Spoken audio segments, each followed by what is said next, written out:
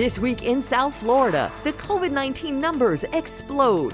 We're seeing really big positive test results from our younger, less risky demographic in terms of the effects of this. Over the past week, they have seen about 1/3 of the patients admitted were 18 to 34-year-olds. Reopening rollback. No drinks at bars, no July 4th weekend at the beach. We need to be more aggressive in our enforcement. It is time to make sure that we take individual responsibility.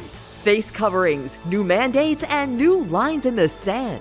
You know what? I don't know what to believe. Virus doesn't care about our politics. Election season underway. The Democrats are also trying to rig the election by sending out tens of millions of mail-in ballots. A good third plus of our voters potentially will vote by mail. Is your vote safe? Hear from those running South Florida elections. And a big-name candidate tells us why he is the best choice for the Miami-Dade Commission. All this week in South Florida.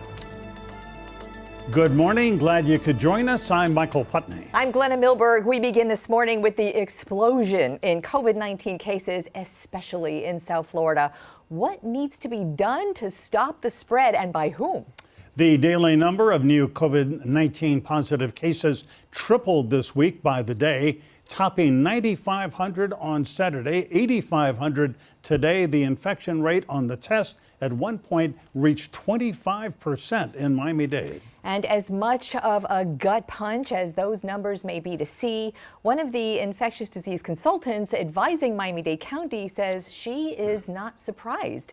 Dr. Aileen Marty is with us right now live to explain all that. Great to see you again, Dr. Marty, and thanks again for being with us with your expertise. We now have the new numbers today, 8,530 new cases statewide. Is it too basic to ask, what are we not doing to stop this spread? Glenna, it is all behavior driven. The things that we do, that we choose to do, lead to increasing or decreasing the transmission of the virus. So we all know by now the behaviors that we have to have that reduce transmission. If we do those things, such as the 6-foot distance, the use of the facial coverings in public, the hygiene, we can turn those numbers back. But if we don't, these things will continue to escalate. Yeah. Dr. Marty, Mayor Jimenez, whom you consult with here on policy on COVID-19, he has said yesterday that it is the 18 to 34 group that has been most careless, has not worn masks, has not social distanced, and then he announced that the beaches are going to be closed for the July 4th weekend. Is that, from your point of view, a wise decision? It's a very unfortunate reality that we're facing right now. And so Mayor Jimenez gathered all of us together Friday evening, and we discussed what could be done that would get the message across to our population that this is becoming critical.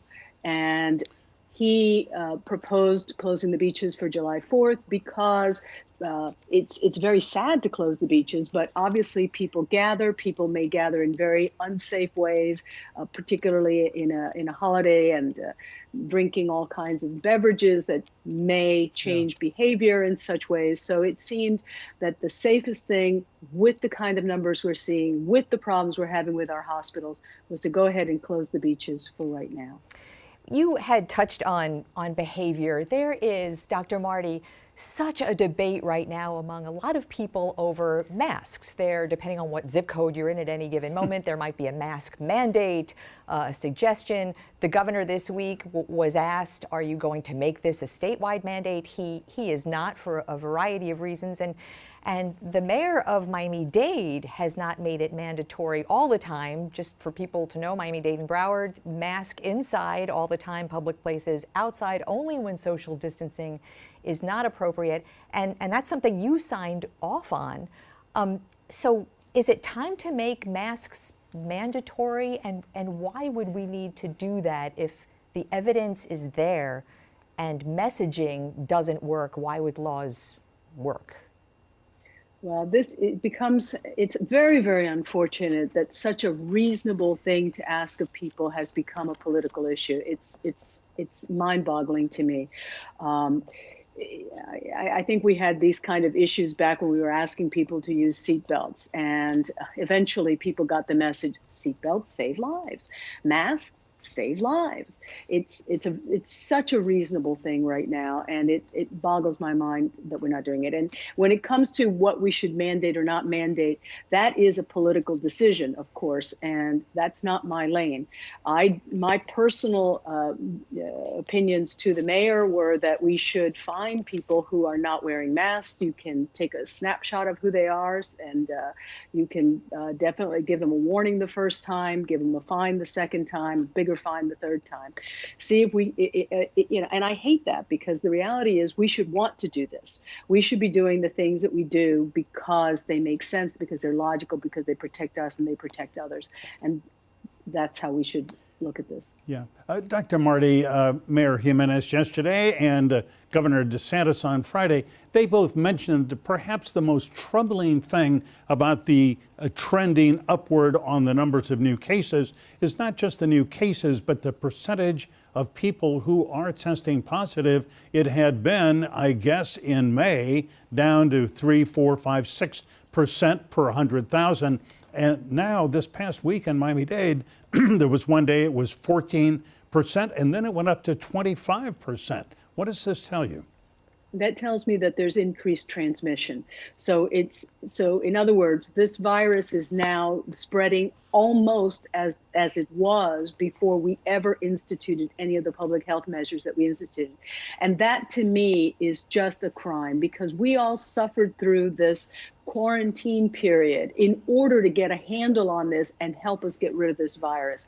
And if we could have adopted the new normals, practiced the new normals that were put in place, we wouldn't be seeing this level of increased transmission. So that relative positivity is an indicator of increased transmission of the virus. So let's look, now that we're talking about this transmission, this is a graph. I'm not sure if, Dr. Marty, you can see this. I want to take you through it because the writing is kind of small. This was a graph that was presented by Mayor Jimenez in a Zoom press conference last week.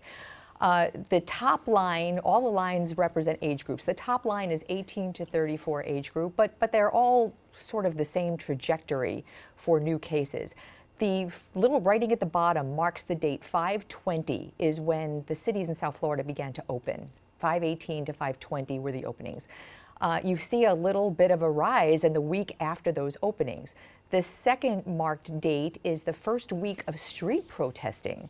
That was the first week of June, and then you see a surge, especially among young people, in the week after the street protesting. Dr. Marty, is this circumstantial, or is this a cause of new transmissions? Can we go so far as to pinpoint what happened? Well, you'd have to do a very careful study to be sure. But yes, here's what we know. Anytime that there's groups of people get together from different households without protection, shouting, yelling, screaming, singing, any kind of activity that can spread virus can lead to increased numbers of cases. There's whether it's at a bar, at a protest, at a party, it really doesn't matter. It's that activity, that closeness that allows the virus to get from one host to another. Therefore, is it reasonable to assume that transmission happened during the protest? Yes, it's very reasonable to assume that transmission happened during the protest. Transmission happened when people didn't follow the new normal guidelines when we opened up, and these things are cumulative. So that said, is there something we should be doing? You talked about behavior, so we're leaving it to individual behavior. That aside, is there something our elected officials from locally to the governor should be doing that they're not right now? Well, right now, they need to consider making the masks mandatory throughout the state. That would be important. They should lead by example, and I'm seeing them do that now. You're seeing more and more of the elected officials being more conscientious about how and when they use masks and the distance that they keep from other people. these are, you really do have to lead by example. In terms of starting to close anything down other than these massive events and making sure that we're not having mass gatherings right now for whatever reason, that's the only thing I would do right now. But if this doesn't start to really curb down within the next few days, and it's not likely to, then they may have to consider more serious options. Yeah. Dr. Marty, very briefly, and forgive me, I've asked you this question before. You answered it well, but I'm going to ask you again. There is such a thing as the social contract. Rousseau talked about it, in the late 1700s. It's part of American philosophy. We all work towards the common good, the common weal. A lot of people who are not wearing masks are simply saying, hey, I'm an American. You can't tell me what I have to do. I'm not going to wear a mask. I'm not going to say 6 feet apart. What is your answer? What is as an infectious disease specialist, what do you say to that person? They are certainly not following the social contract. They're not recognizing that many things that we do in life, we do to protect both ourselves and others. And in this circumstance, this is a key tool that we have to protect ourselves and others. And not doing it is a breach of the social contract. Boy, Dr. Marty, is it ever. Thank you so much. Always gracious to share your time with us. We are forever grateful for that. And we will be talking to you absolutely this coming week to see what happens. Thanks again. Thanks. Election season is about to hit home as mail-in ballots start to go out in the midst of a pandemic. And questions have been raised, especially by the president, about the integrity of voting by mail. We're going to talk about that next with the Broward and Miami-Dade election supervisors.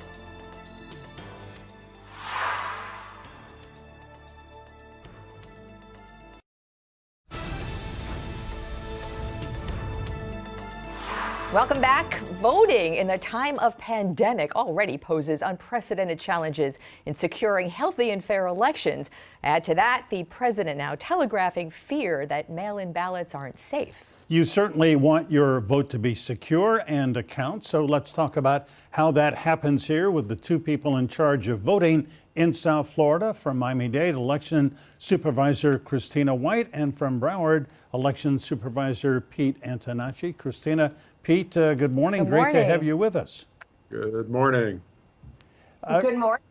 Pleasure to be with you both. Great. Let me start with you, Christina, if I can. The confidence, I think, in mail-in voting has been shaken by the president's comments over the last couple of weeks. I don't want to make this partisan because both of you are in nonpartisan positions, but I want both of you to comment. Christina, how safe is it to vote by mail?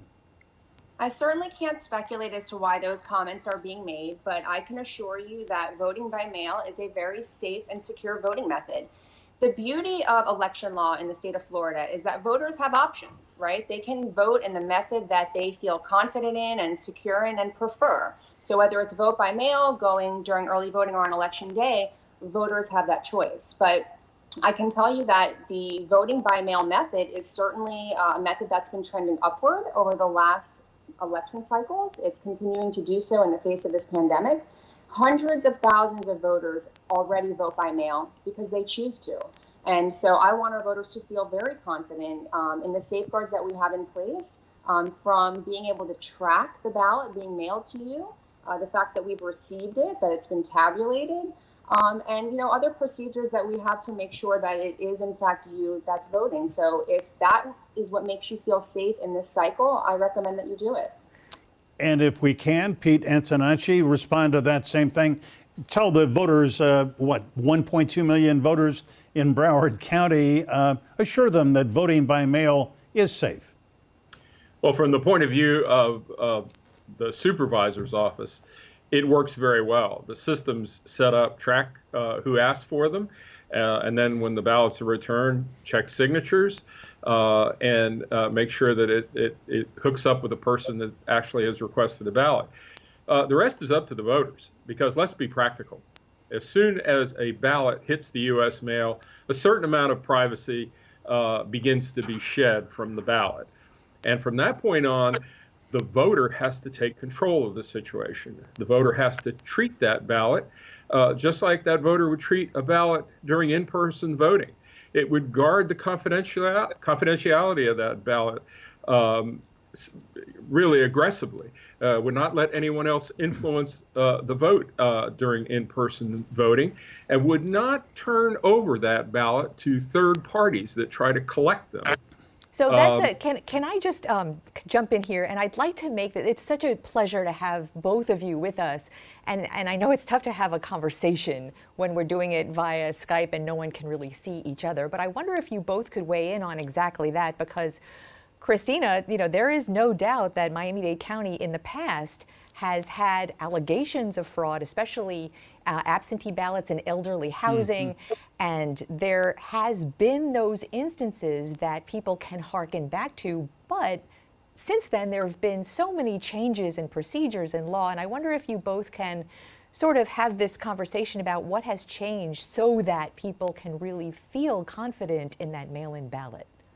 Sure. And listen, I'm 14 years in election administration, and certainly there have been cases, right? But I can count them on one hand. And my advice to the voter is similar to what Pete just said. Keep voting between you and the elections department, just like you would do anything else, right? Your bank statements and banking online and all of that stuff. You don't have a third party in the middle of it.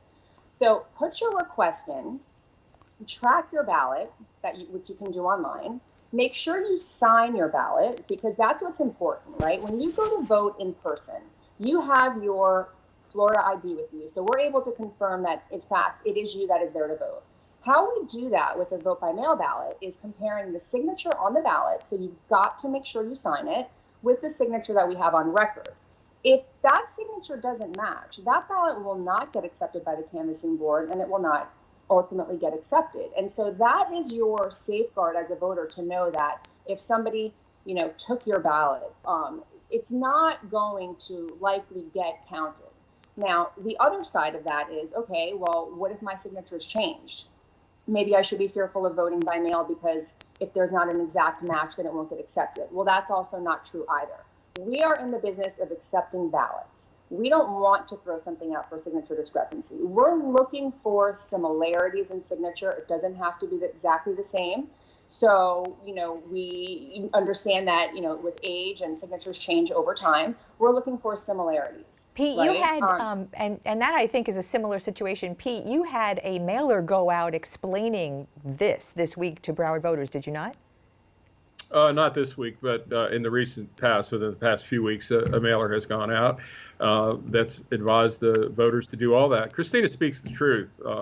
On the technical side, I think our system works very well. But keep in mind, we're talking about political power and the allocation of political power by the electorate at the voting booth.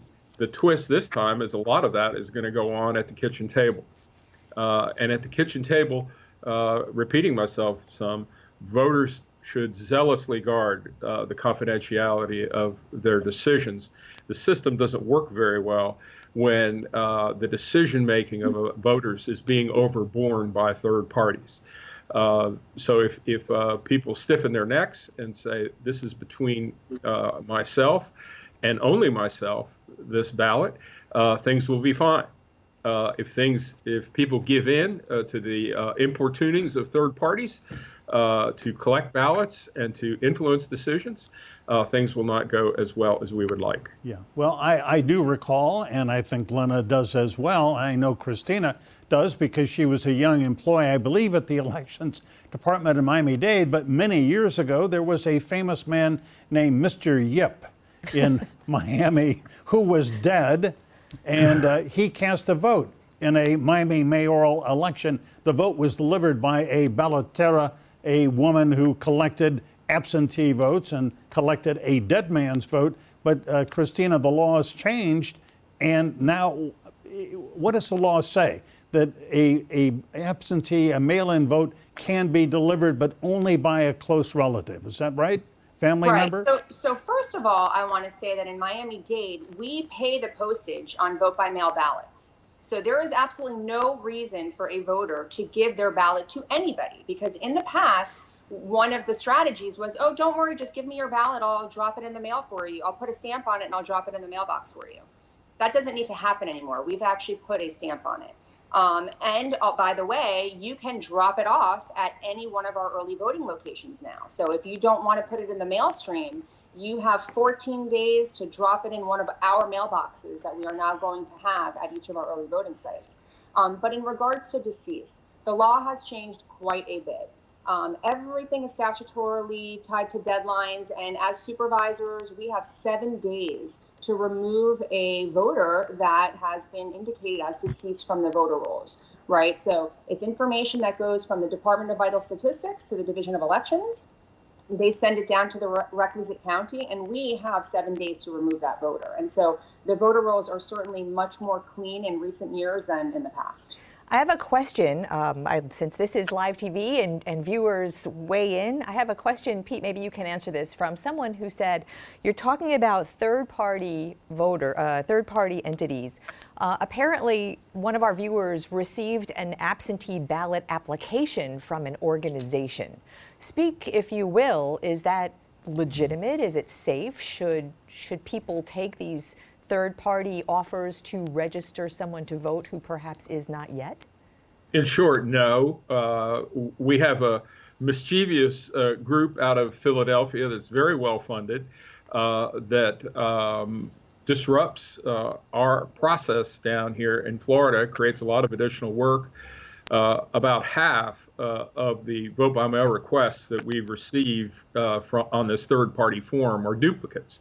And our phones light up and people complain about it, and they wonder if they've done something wrong or they've missed a deadline, and all because of the interference by these people in our electoral process. They are not well motivated, as far as I'm concerned. I believe every supervisor in the state has complained about them, including directly. We've complained to our Attorney General. We've complained to our Secretary of State that something should be done to force more disclosure on these people who have Tallahassee return addresses on all their envelopes, which leads people to believe that they are part of the official organs of government. Yeah, I received one of those. In fact, I think it's called the Center for Voter Information or something, and it had a Tallahassee return address. But I'm sure that both of you would say, if you as a voter have questions about your registration, about anything, go online to your website and inquire that way. Well, I'll give you a chance to respond in just a minute. We're going to take a brief break. Back with the election supervisors just a minute.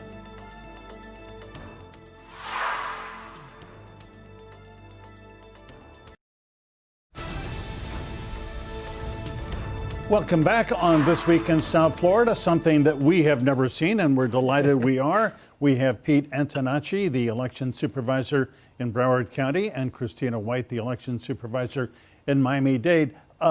Pete, let me begin with you. So if somebody, for example, I have really all my life voted either early or on election day, for someone who wants a mail-in ballot in Broward, what do they do?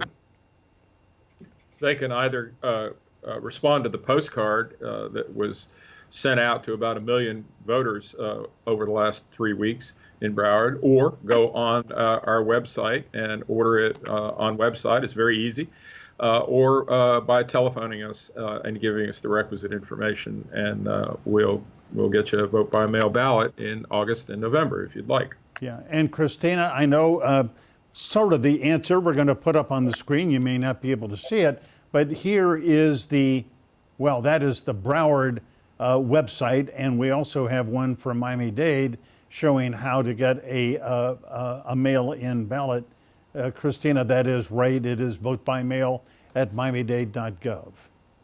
Yes, well, that's the email address that you can send your request in through. We, too, in Miami-Dade have sent mailers out to the households of voters who don't currently have a request on file. Our last batch actually will be sent out tomorrow if you haven't received it yet. Same thing, there was a form included, excuse me, so you can either respond to that or go to our website, which would be easier probably than using that email, which is iamelectionready.org. We'll have all that on our website as well, so it'll be easy to find. We've talked so much about these mail-in ballots, but there are going to be people who are thinking about, maybe want to participate in that process during a pandemic, actually going to the polls.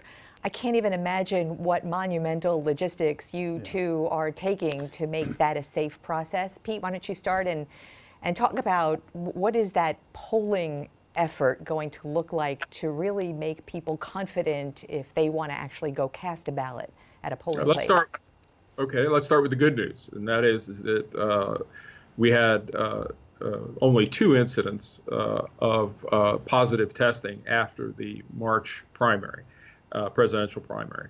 And that's great news, and happy to report that both of those poll workers from Broward County have recovered and are prepared to work again.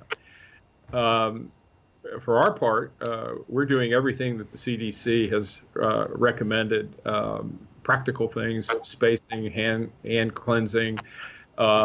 We've even purchased at a considerable price hundreds of thousands of pens that come in plastic sleeves that will be used by voters to execute ballot requests and to fill out their ballot. And then they take that pen with them, much like an I voted sticker, because people are concerned about using things over and over again.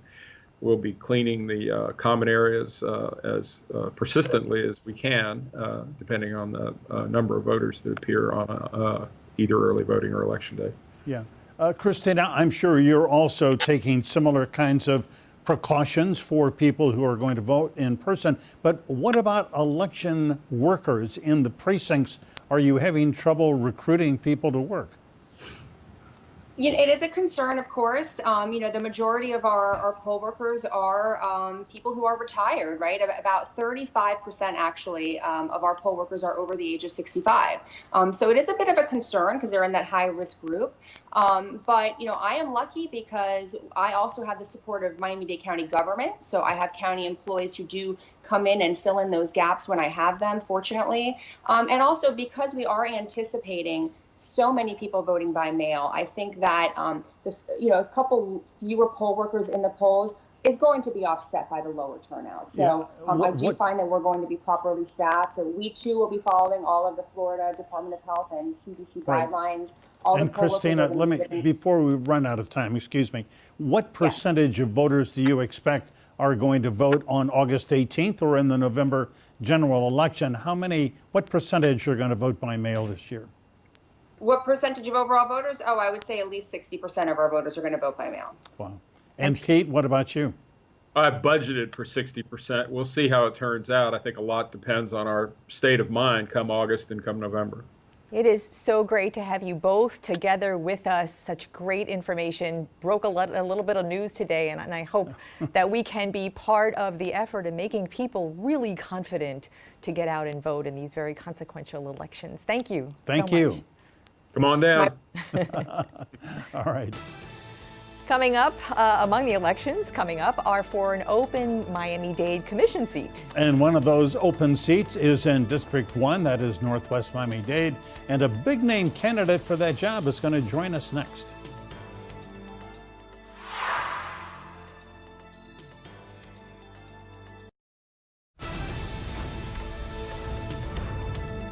Because of term limits, there are going to be several new faces on the Miami-Dade County Commission this fall. One of those new commissioners will represent District Number 1, and that encompasses much of Northwest Miami-Dade, including the city of Miami Gardens and Opa-locka. That's been represented for the last 16 years by Commissioner Barbara Jordan. And one of the leading candidates for that District 1 seat is Oliver Gilbert, the outgoing mayor of Miami Gardens. You see him there joining us now by Skype. Mayor Gilbert, good morning. Good to speak with you. Good afternoon, Michael. Good to speak with you and Glenn also. And before we begin, we want to say on the record that we had invited your opponent, one of your main opponents, Sabrina Fulton, to join the conversation, and she said that she wanted to not take part today, that she is taking her campaign in another direction, but we're very glad that you're with us. So, Mr. Mayor, tell us, what is the overarching theme of your campaign? Why should you be elected? because we need to really pay attention to ideas and policies that actually make us not just a good place to visit, but a good place to live here in Miami-Dade County. You know, we have a lot of issues confronting us, from mass transit to the affordability of housing to economic development to now how we recover from the COVID-19 crisis to social justice. So, look, and we're fond of actually having these conversations like they're different conversations, but in real life, they're actually the same conversation.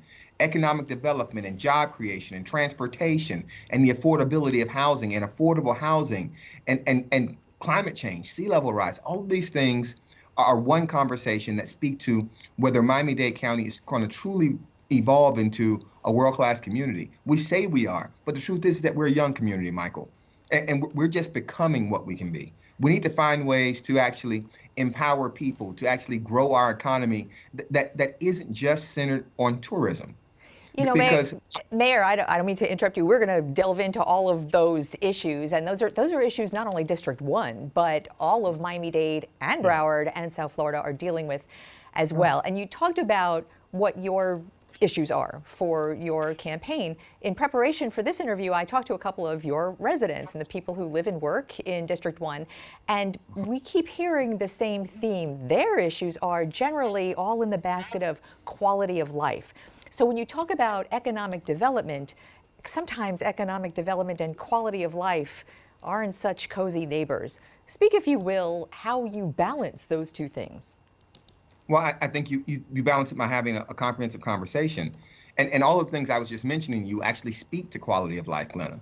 You know, it's in Miami Gardens, for instance, you don't think about this as an added price to actually live in a city, but when you don't have places that you can actually shop at in your city, and you have to drive to places like Aventura, Pembroke Pines, to go to a nice store, eat at a nice restaurant, that's your time and that's your gas money that you have to actually go to those places. Quality of life isn't just one thing. Quality of life is all of those things.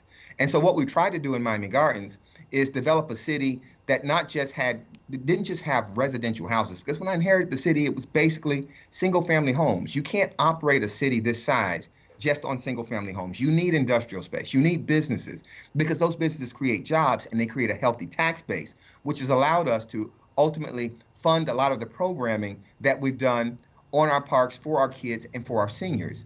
So I love the conversation that revolves around quality of life, because we act like it's just one thing, when in truth, it's all of those things coming together, whether you sit in your car for an hour and a half because all of our employment hubs are, you know, downtown or on the beach, and that's where we have to go to work. Whether you actually have meaningful programming for your kids on parks, so you don't have to take them to Weston and Broward or down to Coral Gables, or these are real conversations that people have that we don't actually talk about it in terms of how we actually build a Miami-Dade County that works for everyone and everyone can have a good quality of life. Mr. Mayor, let me sort of drill down into one aspect, one particular issue. You mentioned transportation. For at least 20 years, there has been a promise to the people of North Dade County that a metro rail line, a dedicated rail line, was going to join the system and run up 27th Avenue to Hard Rock Stadium. And as we all know, that's never been built. Now, let me get your stand on this. Do you believe there should be a rail line, or would a dedicated bus lane with modern buses be adequate? Where do you stand on that? We need elevated rail. And we need elevated rail, and we don't need it to just go to the stadium. We need it to go all the way to County Line, but not just to County Line, but all the way up into Broward County. And those are the conversations that we're starting to have. And Michael, thank you for the question, because ultimately, we've been talking about this for a long time. How can we move the ball down the field? We can move the ball down the field by having those conversations with Broward County and hopefully becoming a SIS facility, a strategic intermodal system facility, so that we can then tap into more state dollars. If the rail line is just captured in Miami-Dade County, we're not eligible for like 70% of the funds that the state has. So what do you... We need to actually look at this from a regional perspective and not just a county perspective. If we're going to advance towards our ultimate goal of building mass transit that covers the breadth and the width of this county. So when you talk about that on a commission level, District 1 is one of 13 in Miami-Dade, and they're all, as you might be if you win this election, representing people in a district who are looking for their own interests. And sometimes large regional questions get divvied up into smaller pots. So when you sit on a commission with 12 other commissioners looking for that same thing, because the people in the South End, I have heard say exactly that. What is your vision in being able to move the needle where you don't see it being moved right now? Well, a couple of things, Glenna. First, I'm the chair of the TPO now. I'm the first non-county commissioner to sit as chair of the TPO. To do that, I had to actually be able to work and get the support of the county commissioners to allow that to happen. Look, I know that we typically have these conversations in Miami-Dade County with regard to 13 different districts, but that's the wrong way to do it. I'm going to be elected from District 1, but I'm elected to govern and give policy, to make policy decisions over the entire breadth of this county. So when we sit there and we make decisions, we're making decisions that's the right policy decision for everyone at all times. And so I reject the idea that we're going to have these kingdoms and queendoms where we're just going to look out for ourselves, because ultimately the residents of District 1 in Miami Gardens, they're going to be able to get on trains and they're going to be going to work in other parts of the county. Yeah, absolutely. So all right. We're connected in ways that don't allow us to be be selfish that way. Yeah.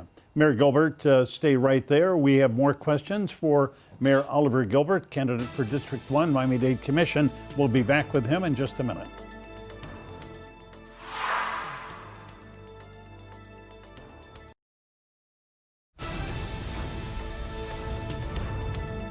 Welcome back. We are speaking with Miami Gardens Mayor Oliver Gilbert.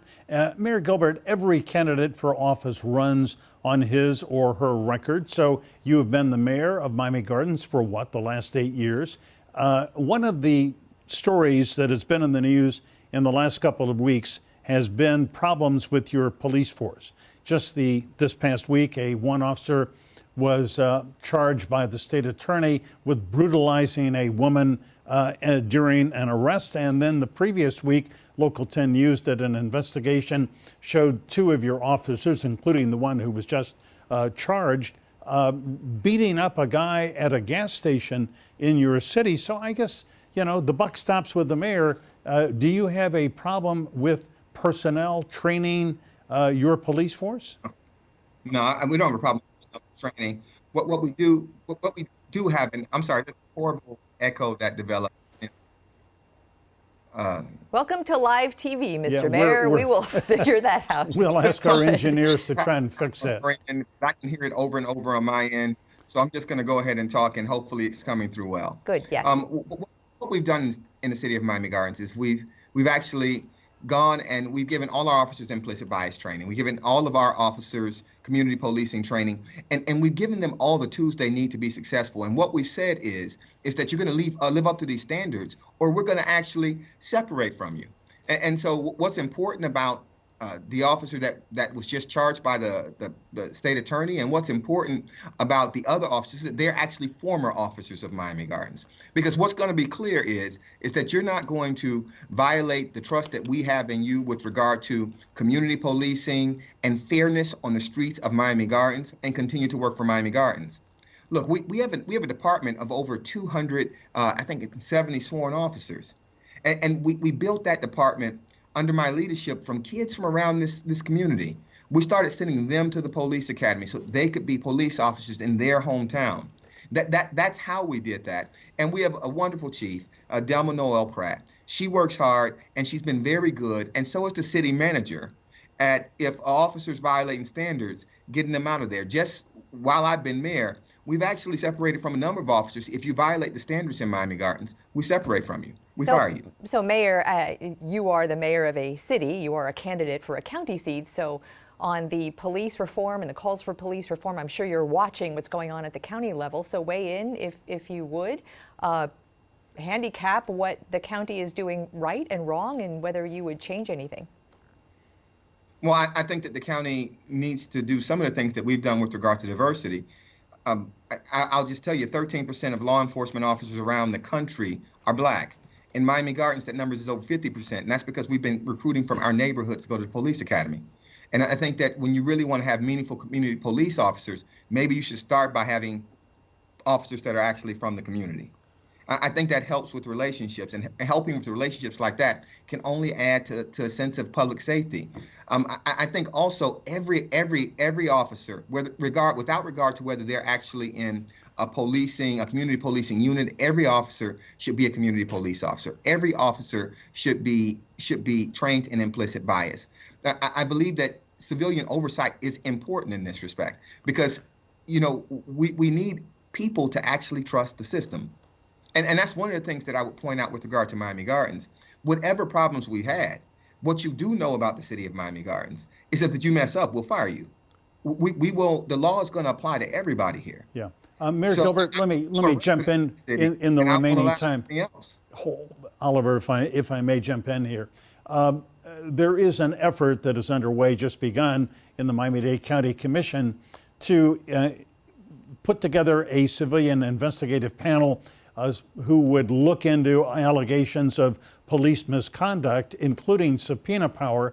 As a commissioner, would you support that? I would support it, Michael. But I want to say this because I would support it, but I want us to be very mindful and very careful because a lot of people are saying, yes, they'll support it. We need to understand how this is going to actually impact and how it's going to work with the current system. I don't want to just support something that looks good to get past this moment in time and there's no actual substantive change.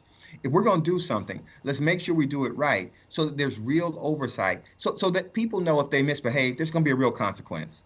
Those are the type of things that we need to do. And for instance, the Florida legislature mandated that every police department wear body cameras. Before they mandated that, I put cameras on my officers because I actually want to actually see. I want us to be able to see what's going on because I think it makes everyone more accountable.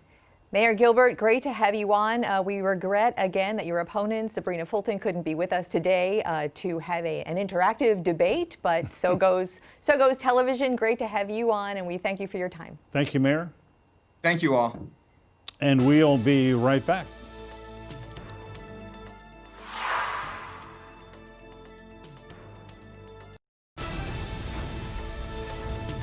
We want to thank you so much for spending this part of your Sunday with us. Reminder, we are online all the time, 24/7 at local10.com. We will get through this together, and Local 10 is there for you all the way. Remember, as always, stay informed, get involved, and have a great Sunday.